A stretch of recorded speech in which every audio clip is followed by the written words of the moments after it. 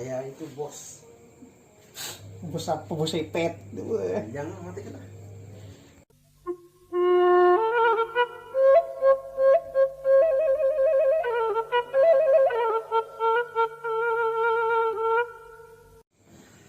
Assalamualaikum warahmatullahi wabarakatuh. Alhamdulillah wa syukurillah wala haula wala quwata illa billah. Vlog kali ini adalah apa aja sih saya ceritakan. Yang pertama, ini saya juga lagi beres-beres. Nah, kebetulan gini. Ini ada amalia dari berbeda guru yang mengijazahkan, lalu bagaimana cara menyikapinya. Ini saya ada kitab amalia harian dari Abuya Syekh Fahmi Ahmad Fahmi Janjan An-Natwid Al-Maliki. Waktu itu saya dapat di Islamic Center. Beliau ijazahkan kepada kami para jamaah Abuya. Kemudian satu lagi amalia dari Kulosa Al-Madad dari Habib Umar bin Hafidz. Nah, dari kakak saya ini yang kemudian dari Ustaz Abdul Rahman Al-Hafidz memberikan supaya untuk dibaca kepada kami adik-adiknya.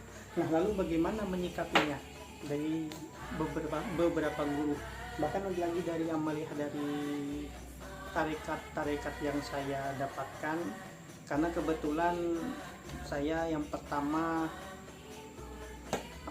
saya mendapatkan mengikuti lebih dari satu tarekat, diantaranya tarekat Samaniyah, kemudian tarekat Qadariyah, kemudian tarekat Naksabandi, Qadariyah dan Naksabandiyah, kemudian terakhir tarekat As-Sajiliyah dari Syekh Abi Hasan As-Sajili.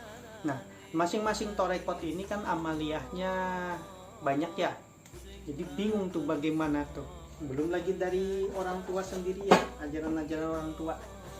Ngatasinya caranya yang utama jangan dilepas adalah ibadah sholat fardu yang 5 waktu itu. Untuk berdoa, doa umum, adapun amalia harian ikuti kata hatinya, ikuti dengarkan bisikan hati, ya kan. Kadang ada juga sih bisikan-bisikan dari, kok terasa ada bisik dari sebelah kanan, ya kan. Nah, itu nanti kalian tahu sih bisikan dari mana itu. Nah, masing-masing bisikan hatar-hatar ini, jika amaliyah kan nih amalan dari Syekh mursyidmu yang ini, amalkan nih rotibul hadat, rotobil atos, hijib bahar, ya kan. Bahkan ada doa taifuriyah, hawajakiyah, macam-macam tuh. Nah, itu ikuti kata hatinya. Karena dari berbagai macam guru-guru yang dapat, berbagai macam banyaknya ini amalia, ikuti aja kata hati kita yang mana yang mau diamalkan. Intinya istiqomah. Dan ketika kamu punya banyak guru, yang ketika kamu menuntut ilmu, karena saya kurang lebih hampir belasan tahun keliling-keliling ya, jangan lupa silaturahminya dijaga. Itu yang intinya. Dan ada satu lagi, saya menyikapi beberapa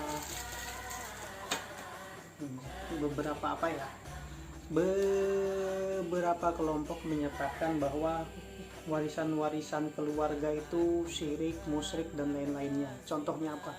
Contohnya ada kasus salah seorang keluarga saya, karena diberikan orang tua zaman Bahari itu, khususnya kakek nenek saya di daerah Kota Bangun itu, memberikan senjata kepada anak-anaknya, yaitu mandau. Nah, mandau ini dibagikan tuh ke masing-masing anak sebagai apa? Hadiah kepada anaknya supaya jaga. Dan hasil karena pengajian tertentu, ikut pengajian yang paham ibaratnya, ini dari leluhur itu syirik tuh, itu harus dibuang ke laut. Nah, itu menyekutukan Allah kamu gitu. Bahkan sampai keluar gibah. Bahkan ibaratnya kakek neneknya sendiri disebutnya seorang dukun. Telanjang keliling rumah dan sebagainya. Kan luar biasa tuh fitnahnya, padahal dia sendiri tidak menyaksikan. Nah, untuk menyikapi yang kayak gitu harus dengan ilmu, dan kita harus diem aja karena dia nggak tahu sejatinya apa. Begitu mudahnya dia mensirikan sesuatu, padahal niat hati orang tua zaman dahulu tuh pengen mewariskan segala sesuatu kepada anaknya supaya untuk bekal jaga diri. Makanya diberikan sebuah mandau. Nah, ini menyikapinya.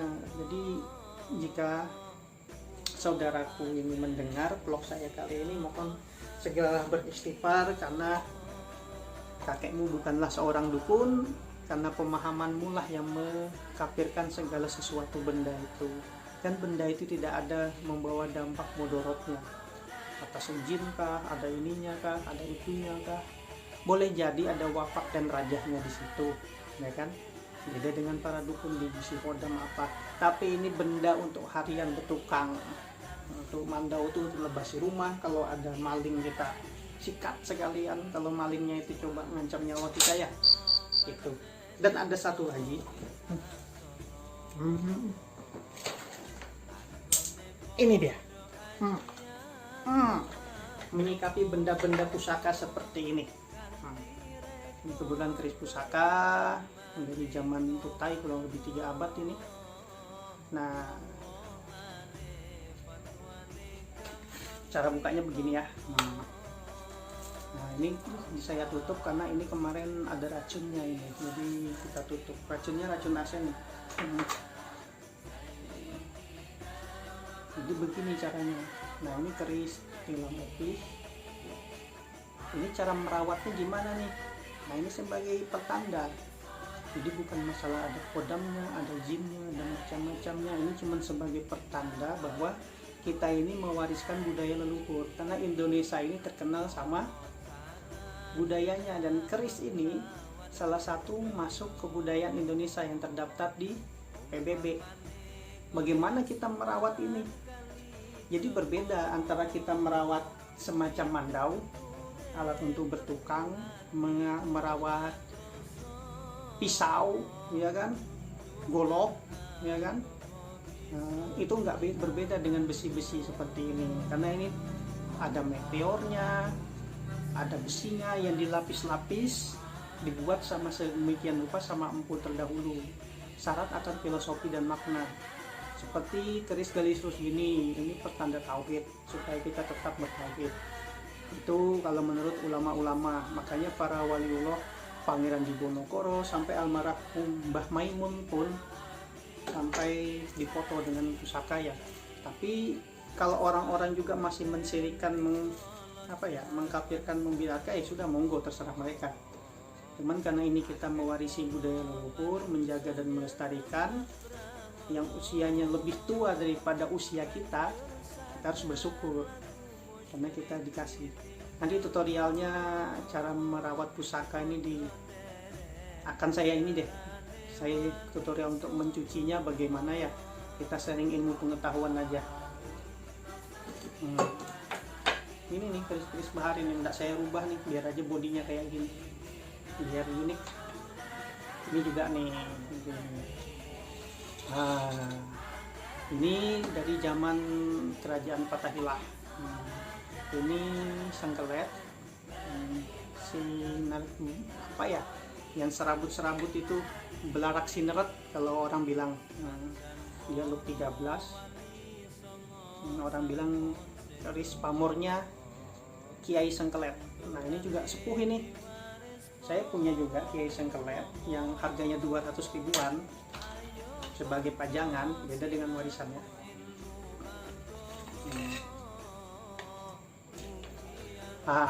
Ini yang Kamardikan. Kalau ini yang sepuh. Ini kerasa bedanya nih. Walaupun bentuknya sama-sama belarak sineret, tapi jelas nyata lebih berat ini. Ini ada 1 kilo hampir 800 gram kali. Kalau ini mungkin 400 graman. Ini yang Kamardikan, ini yang sepuh.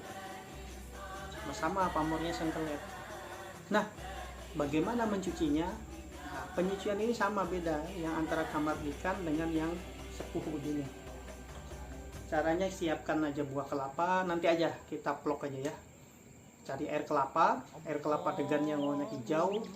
Ya, belilah 4 buah kelapa lah. Jadi ini direndam pakai kelapa. Ketika direndam nanti yang warna pamornya ini, pelamornya ini nanti jadi putih semuanya nih. Itu namanya mutih, memutihkan pusaka. Ini dibersihkan. Caranya dibersihkan bagaimana? Ini disikat dulu pakai mengkudu, atau ada buah keleret. buah lerak, kalau orang Jawa bilang itu ibaratnya sabun alami yang dipakai para orang tua zaman dulu untuk membersihkan pusaka-pusaka, karena dari tumbuhan langsung buihnya itu dibersihkan, dibuang ini minyak pusakanya. Minyak pusakanya bisa kamu bikin sendiri pakai virgin coconut oil atau minyak kelapa, kamu campur dengan, bukan bibit parfum ya, kalau bisa dicampur dengan sulingan, kayak sulingan gaharu ya kan, yang lebih pada itu, atau campur dengan baby oil juga bisa, karena baby oil itu sifatnya tidak ada minyak murni.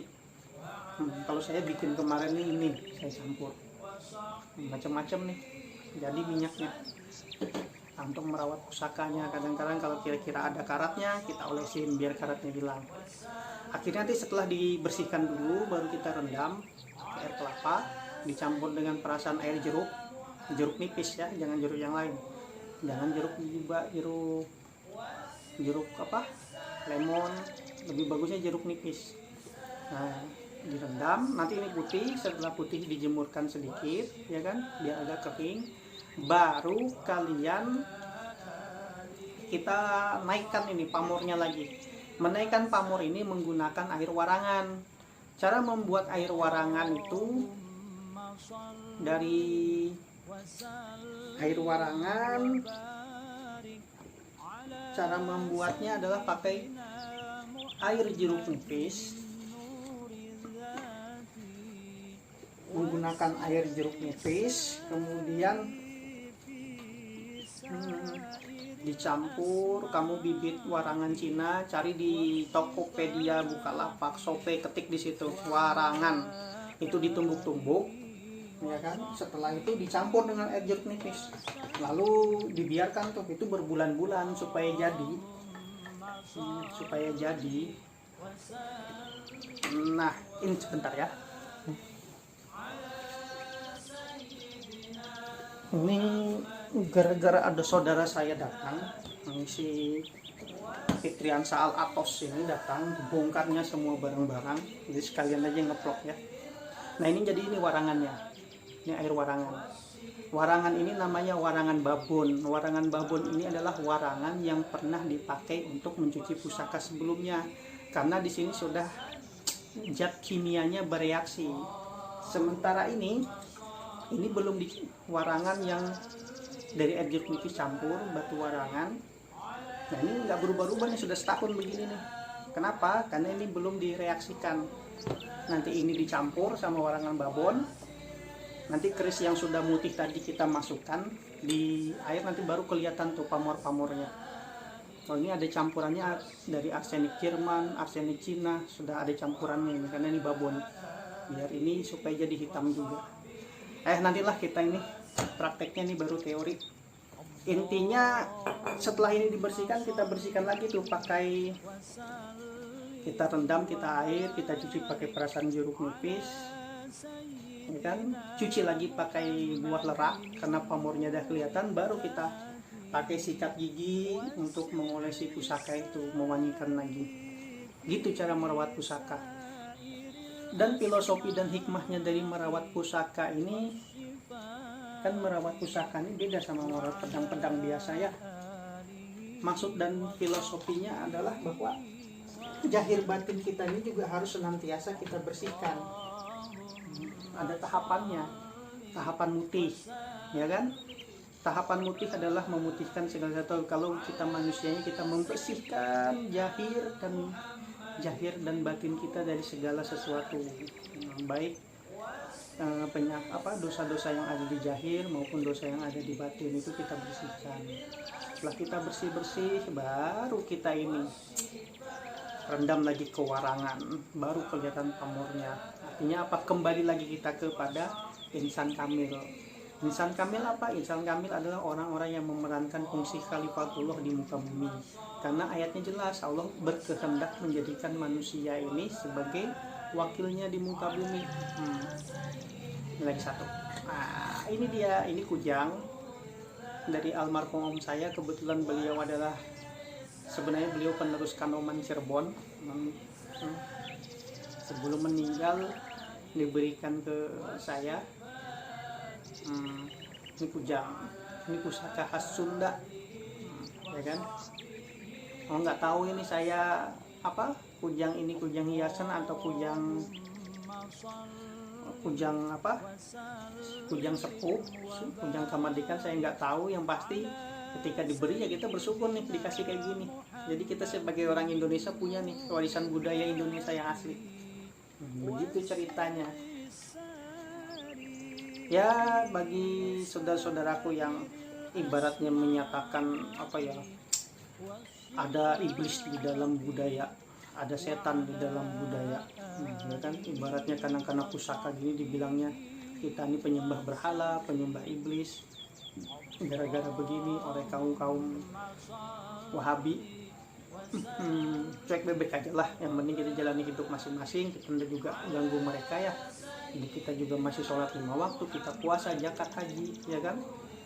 Intinya nggak mudah juga sih kalau kita menyalahkan, oh dia salah, ini salah, itu salah, ya karena pada kenyataannya Allah yang maha memberikan ilmu, cuman tugas kita lah yang paham di Ahlus Sunnah wal Jamaah memberikan tanggapan. Makanya Al Habib Umar bin Hafiz, kakak-kakak saya, salah satu WLF Ustaz Abdurrahman bilang, ketika dari Darul Mustafa di Yaman beliau membawa kitab-kitab itu ke Indonesia untuk mendakwahkan bahwa ini loh. Bahkan kejadian kemarin kakak saya Ustaz Abdurrahman Hafiz ini diadukan sama sekelompok Wahabi. Kebetulan beliau pernah berdakwah di sebuah masjid yang mengenai hukumnya wafak raja, ya kan, membolehkan. Akhirnya diadukanlah ke pihak Majelis Ulama Indonesia wilayah Kaltim. Terjadi sidang di situ.